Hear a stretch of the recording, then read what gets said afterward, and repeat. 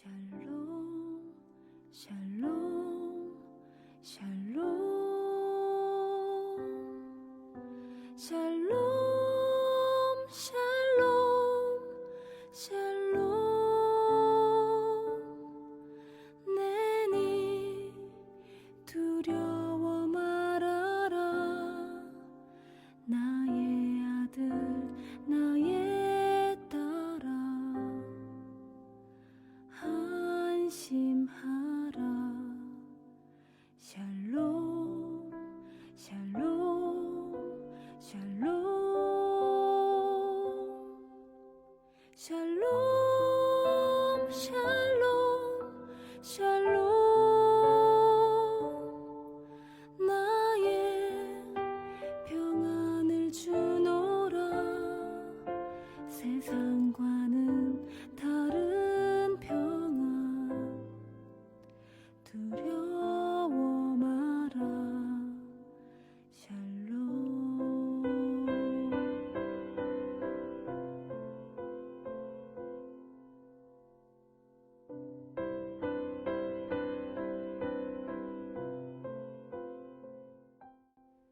(8월 16일) 늘 푸른 아침 예배를 하나님 앞에 올려 드리겠습니다.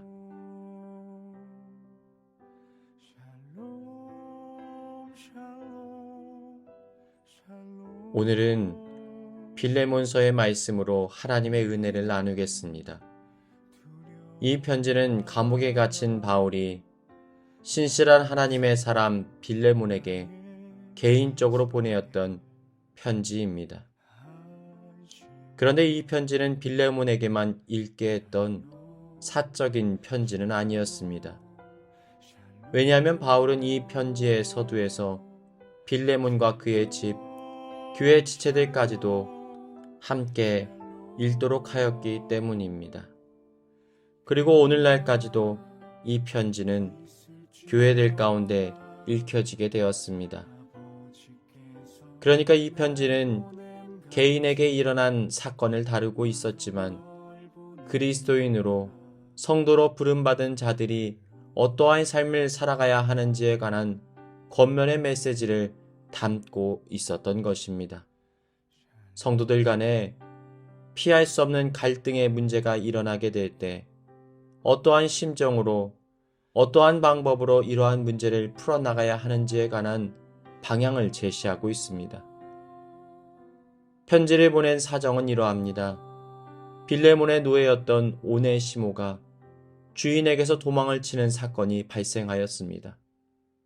그런데 도망자였던 오네시모가 공교롭게도 바울을 만나 복음을 전해 듣고 회심하여 교회의 성도가 되었습니다. 이러한 상황 속에서 바울은 오네시모와 빌레몬의 관계를 알게 됩니다. 이제 바울은 오네시모를 주인에게 돌려보내며 이 둘의 관계를 중재하고 그의 생명을 보존시켜달라는 편지를 빌레몬에게 보냈던 것입니다. 당시만 해도 노예제도는 당연한 사회의 시스템이었습니다. 로마 제국에는 전체 인구의 절반이 넘는 노예들이 있었습니다. 그러다 보니 엄청난 수의 노예들을 관리하고 유지하는 근간에는 폭력과 공포가 자리하고 있었습니다. 그러니까 노예는 주인의 사유 재산이었기 때문에 주인이 학대하든 죽이든지 아무런 법적인 보호도 받을 수가 없었던 것입니다. 그런 노예가 만약 주인의 물건을 훔치거나 도망치다 잡히게 되면 사람들은 도망친 노예를 붙들어 그 이마에 도망자라는 커다란 지울 수 없는 낙인을 새깁니다. 그리고 그를 심히 매질하고 핍박합니다. 그리고 결국 노예의 목숨을 잔인하게 빼앗아 다른 노예들에게 경고의 메시지를 보내었던 것입니다. 그러니까 주인을 배신하고 도망쳤다 잡힌 노예에게는 사실상 죽음만이 기다리고 있는 것입니다. 그런데 초대교회 안에 공교롭게도 한 사건이 발생합니다. 바울이 감옥에 갇혀 있는 동안 한 인물을 만나 복음을 전하게 되었습니다. 그런 그에게 하나님께서는 강력한 은혜를 베풀어 주셔서 그는 복음 앞에 회심하고 하나님의 사람으로 점점 자라가게 됩니다. 그런데 바울은 그 회심한 남자로부터 숨겨진 이야기를 듣게 되었습니다. 그가 교회의 신실한 성도였던 빌레몬의 집에서 도망친 노예였다라는 것입니다. 만약 이대로 오네시모를 내버려 둔다면 그는 누군가에게 붙잡혀 죽임을 당할 것이 분명했습니다.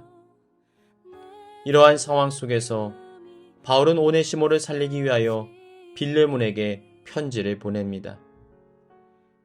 그를 선대해달라는 것입니다. 그를 용서해달라는 것입니다. 나를 돌보는 것과 같이 그를 환대하고 받아달라는 것입니다. 그리고 만약 그가 너에게 치명적인 손해를 끼치고 피해를 주었던 것이 있다면 내가 대신하여 그 모든 것을 갚겠노라는 말까지 하게 됩니다. 8절부터 12절. 이러므로 내가 그리스도 안에서 아주 담대하게 내게 마땅한 일로 명할 수도 있으나 도리어 사랑으로서 간구하노라. 나이가 많은 나 바울은 지금도 또 예수 그리스도를 위하여 갇힌 자 되어 갇힌 중에서 낳은 아들 오네시모를 위하여 내게 간구하노라. 그가 전에는 내게 무익하였으나 이제는 나와 내게 유익함으로 내가 그를 돌려보내노니 그는 내 신복이라. 아마 그가 잠시 떠나게 된 것은 너로 하여금 그를 영원히 두게 함이니니 이후로는 종과 같이 대하지 아니하고 종 이상으로 곧 사랑받는 형제로 둘 자라. 내게 특별히 그러하거든 하물며 육신과 주 안에서 상관된 내게랴. 그러므로 내가 나를 동역자로 알진대 그를 영접하기를 내게 하듯 하고 그가 만일 내게 불의를 하였거나 내게 빚진 것이 있으면 그것을 내 앞으로 계산하라. 바울은 몇 번의 권면을 편지에 기록하면서도 마음의 염려가 되었던지 빌레몬에게 자신이 이 편지를 친필로 적어 마음을 쏟아낸다는 말을 전합니다. 그리고 언젠가 너의 집에 직접 방문하여서 너의 용서를 통하여 원수를 품는 사랑을 보기를 원한다는 말을 간접적으로 전하고 있습니다. 19절부터 22절. 나 바울이 친필로 쓰노니 내가 갚으려니와 내가 이 외에 내 자신이 내게 빚진 것은 내가 말하지 아니하노라. 오 형제여, 나로 주 안에서 너로 말미암아 기쁨을 얻게 하고 내 마음이 그리스도 안에서 평안하게 하라. 나는 내가 순종할 것을 확신함으로 내게 썼노니 내가 내게 말한 것보다 더 행할 줄을 아노라. 오직 너는 나를 위하여 숙소를 마련하라. 너희 기도로 내가 너희에게 나아갈 수 있기를 바라노라. 사랑하는 여러분, 바울에게서 우리를 위하여 중보하시는 주님의 마음이 느껴지지 않으십니까? 그리고 이 편지를 받고 주님께 받은 사랑과 은혜를 떠올리며 자신을 배신하고 치명적인 손해를 입힌 오네시모를 용서하고 받아주었을 빌레몬의 신실함과 순종의 마음이 느껴지십니까? 사랑하는 여러분, 우리의 신앙의 자리도 이런 아름다운 사랑이 흘러가기를 원합니다.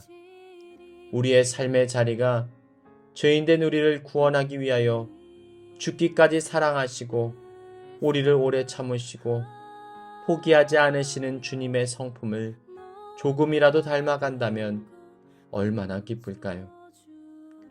우리 늘푸른 교회 안에도 이러한 아름다운 사랑이 흘러가 선을 이루고 은혜의 결실이 맺혀지는 역사가 있기를 주님의 이름으로 축복합니다.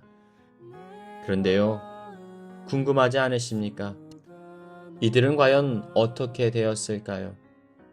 이후에 바울이 기록한 골로새서의 말씀을 살펴보면 바울은 오네시모를 자신의 신실한 동역자라고 소개하고 있습니다.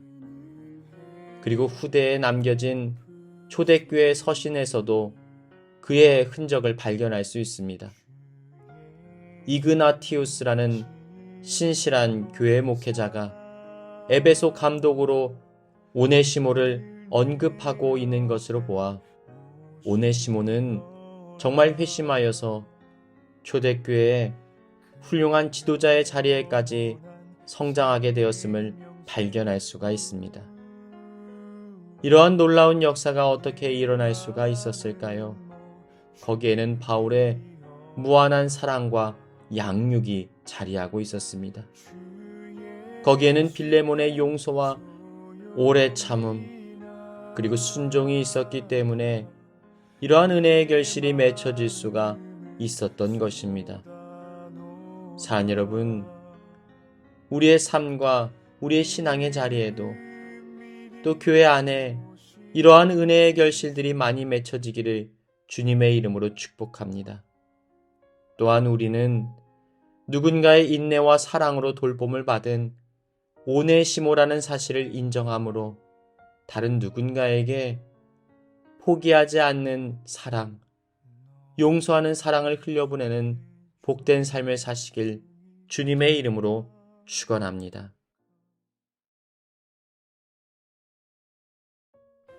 이 시간 교회에 주신 공동의 기도 제목을 가지고 다 같이 기도하시겠습니다.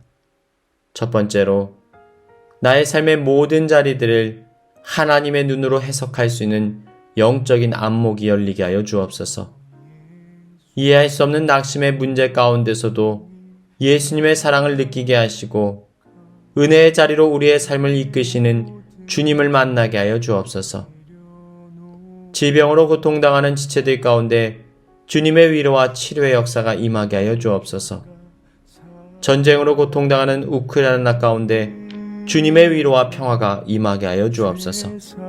이 시간 다 같이 기도하시겠습니다.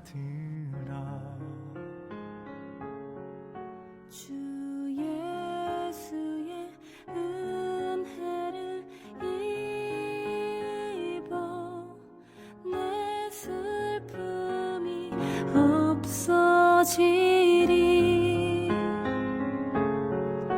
내 이웃을 늘 사랑하여 너 받은 것 거저주라 주 예수께 조용히 나가 내 마음을 쏟아놓으라 늘은 미리 보시는 주님 그 은혜를 베푸시리 주 예수를 친구로 삼아 늘 내 옆에 모시어라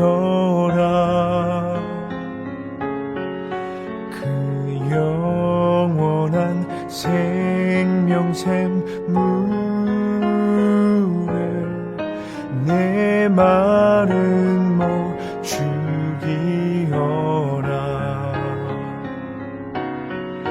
주 예수께 조용히 나가 내 마음을 쏟아놓으라